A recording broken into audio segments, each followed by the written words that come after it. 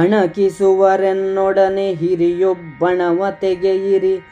ಈ ಮುರಾರಿಯ ಕೆಣಕಲ ಪರೆ ಕರೆದು ನೋಡಿ ವ್ಯಥಾಭಿಮಾನದಲ್ಲಿ. ಹಣುಕಿ ಬಾಯ್ ಬಡಿದೇನಹುದು ಕೈ ಗುಣವ ತೋರಿರೆ. ಸಾವಿರೊಳ್ಳೆಗೆ ಮಣಿವನೇ ವಿಹಗೇಂದ್ರನೆಂದನು ಭೂಪರಿಗೆ ಭೀಷ್ಮ. ಶಿವ ಶಿವ ಮುದುಗೂಗೆ ಮೆಚ್ಚದು ರವಿಯ ನೆಲವೋ ಭೀಷ್ಮ. ನಿಲು ಮಾಧವನ ಮರ್ದಿಸಿ ನಿನಗೆ ಜೋಡಿಸುವೆನು ಮಹಾನಳನ. ಯುವತಿಯರು ಹಾರುವರು ಹುಲು ಪಾಂಡವರು ಪತಿಕರಿಸಿದರೆ.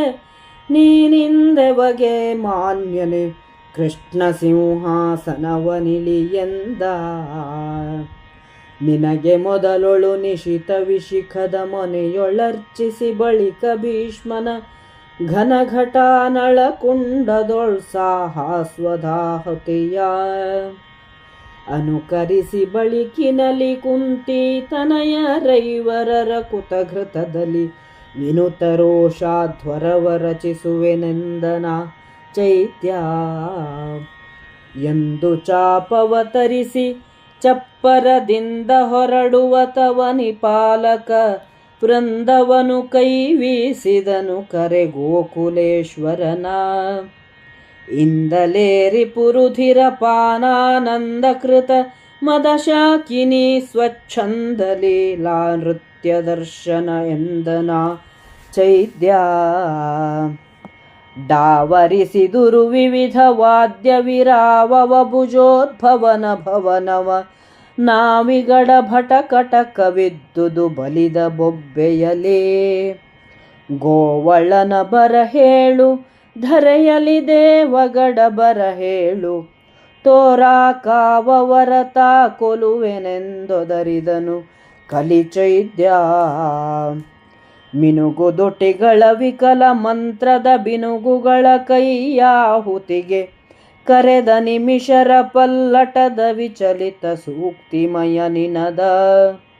ತನಿ ಭಯದ ತರಳಾಕ್ಷಿಗಳ ದುರ್ಮನದ ಮೋಡಿಯ ಮೊಗದ ಬರಿದೆ ತೊನೆವಗಡ್ಡದ ಮುನಿಗಳಿರ್ದರು ಬಲಿದ ಬೆರಗಿನಲೇ.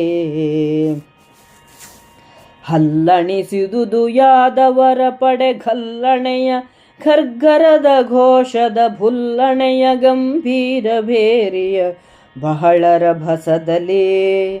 ನಿಲ್ಲದಿಳೆ ಪದ ಪದ ಹತಿಗೆ ನಲು ಬಲವೆಲ್ಲ ಭೀಮನ ಸನ್ನೆಯಲಿ. ರಣಮಲ್ಲರೊಡ್ಡಿತು ಹೊರಗೆ ನೃಪಮೋಹರದ ಬಾಹೆಯಲೇ. ಮುನಿಗಳಂಜದಿರಂಜದಿರಿ ಪರಿಜನಕ್ಕೆ ಗಜ ಭಜ ಬೇಡ. ಯಾದವ ಜನ ಪರುಬ್ಬಟೆ ನಿಲಲಿ ಸೈರಿಸಿ ಪಾಂಡು ಸುತರೆನುತ. ಮೊನೆ ನಗೆಯ ಸಿರಿ ಮೊಗದ ನೆಗಹಿದ ಜನದ ಭಯ ಹಸ್ತಾಂಬುಜದ ಹರಿವಿನುತ ಸಿಂಹಾಸನವನಿಳಿದ ಹವಕೆ ಹೊರವಂಟ. ನನ್ನ ಮಾತನ್ನು ಅಲ್ಲವೆಂದು ನನ್ನನ್ನು ಅಣಕಿಸುವವರು ಭಿಂಡಿವಾಳವನ್ನು ತೆಗೆದು ಯುದ್ಧಕ್ಕೆ ಬನ್ನಿ. ಶ್ರೀಕೃಷ್ಣನನ್ನು ಕೆಣಕುವ ಸತ್ವವಿದ್ದರೆ ಅವನನ್ನು ಯುದ್ಧಕ್ಕೆ ಕರೆಯಿರಿ. ಮೂಗು ತೂರಿಸಿ ಬಾಯಿಗೆ ಬಂದಂತೆ ಆಡಿದರೆ ಏನು ಬಂತು? ನಿಮ್ಮ ಕೈಯ ಚಾಕಚಕ್ಯತೆಯನ್ನು ತೋರಿಸಿರಿ. 1000 ನೀರು ಹಾವುಗಳು ಎದುರಾಗಿ ಬಂದರೆ ಗರುಡನು ಹೆದರಿ ತಲೆ ತಗ್ಗಿಸುವನೇ ಎಂದು ಭೀಷ್ಮನು ಯುದ್ಧಕ್ಕೆ ಕರೆದನು. ಶಿಶುಪಾಲನು, ಈ ಮುದುಗೂಬೆ ಸೂರ್ಯನನ್ನು ಮೆಚ್ಚುವುದಿಲ್ಲ. ಭೀಷ್ಮ, ನಿಲ್ಲು, ಮೊದಲು ಕೃಷ್ಣನನ್ನು ಬಡಿದು ನಿನಗೆ ಬೆಂಕಿಯನ್ನು ಜೋಡಿಸುತ್ತೇನೆ. ಈ ಹೆಣ್ಣು ಮಕ್ಕಳು, ಬ್ರಾಹ್ಮಣರು, ಕೆಲಸಕ್ಕೆ ಬಾರದ ಪಾಂಡವರು ನಿನ್ನನ್ನು ಗೌರವಿಸಿದರೆ ನೀನು ನಮಗೆ ಮಾನ್ಯನಾದಂತಲ್ಲ. ಎಲೋ ಕೃಷ್ಣ, ಸಿಂಹಾಸನವನ್ನಿಳಿ ಎಂದನು. ಕೃಷ್ಣ, ಮೊದಲು ನಿನ್ನನ್ನು ಚೂಪಾದ ಬಾಣಗಳ ತುದಿಯಿಂದ ಪೂಜೆ ಮಾಡಿ ಆಮೇಲೆ ಘಟಾಕನಿ ಕುಂಡದಲ್ಲಿ ಭೀಷ್ಮನನ್ನು ಸ್ವಾಹ ಸ್ವಧಾಕಾರದಿಂದ ಆಹುತಿ ಕೊಟ್ಟು ನಂತರ ಪಾಂಡವರ ಇವರ ರಕ್ತವೆಂಬ ತುಪ್ಪದಿಂದ ರೋಷಯಜ್ಞವನ್ನು ಮಾಡುತ್ತೇನೆ ಎಂದು ಹೇಳಿ ಶಿಶುಪಾಲನು ಚಪ್ಪರವನ್ನು ಬಿಟ್ಟು ಹೊರಕ್ಕೆ ಹೋಗುತ್ತಾ ರಾಜರನ್ನು ಕೈಬೀಸಿ ಕರೆದು, ಗೋಕುಲದ ಒಡೆಯನನ್ನು ಕರೆಯಿರಿ. ಈ ದಿವಸ ಶಾಕಿನಿ ಡಾಕಿನಿಯರು ನನ್ನ ಶತ್ರುವಿನ ರಕ್ತವನ್ನು ಕುಡಿದು ಮನಬಂದಂತೆ ಕುಣಿದಾಡುವುದನ್ನು ನೋಡಬಹುದು ಎಂದು ಹೇಳಿದನು. ರಾಜರ ಸೈನ್ಯಗಳ ವಿವಿಧ ವಾದ್ಯಗಳ ಸದ್ದು ಬ್ರಹ್ಮನ ಮನೆಯನ್ನೂ ಆವರಿಸಿತು. ವೀರರ ಸಮೂಹವು ಘರ್ಜಿಸುತ್ತಿತ್ತು. ಶಿಶುಪಾಲನು ಆ ಗೊಲ್ಲನನ್ನು ಬರಹೇಳಿ, ಅವನು ಭೂಮಿಯಲ್ಲಿರುವ ದೇವರಂತೆ, ಕರೆಯಿರಿ, ಅವನನ್ನು ನಾನೇ ಕೊಲ್ಲುತ್ತೇನೆ, ಕಾಯುವವರನ್ನು ತೋರಿಸು ಎಂದು ಅಬ್ಬರಿಸಿದನು.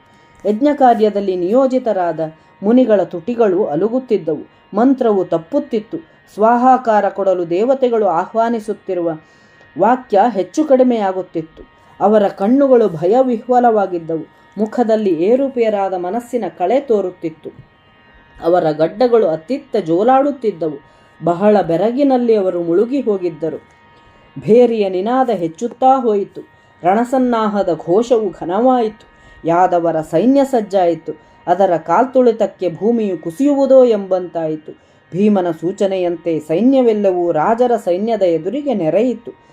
ಸುಂದರವಾದ ಮುಖದಲ್ಲಿ ಮುಗುಳ್ನಗೆಯು ವಿರಾಜಿಸುತ್ತಿರಲು ಜನರಿಗೆ ಅಭಯಹಸ್ತವನ್ನು ತೋರಿಸುತ್ತಾ, ಮುನಿಗಳು ಹೆದರಬೇಡಿರಿ, ಪರಿವಾರದವರು ಗಜಬಜವನ್ನು ನಿಲ್ಲಿಸಿರಿ, ಯಾದವ ರಾಜರು ಉದ್ವೇಗವನ್ನು ಬಿಡಿರಿ, ಪಾಂಡವರು ಸೈರಿಸಿ ಎಂದು ಹೇಳಿ ಶ್ರೀಕೃಷ್ಣನು ಸಿಂಹಾಸನದಿಂದ ಇಳಿದು ಯುದ್ಧಕ್ಕೆ ಹೊರಟನು.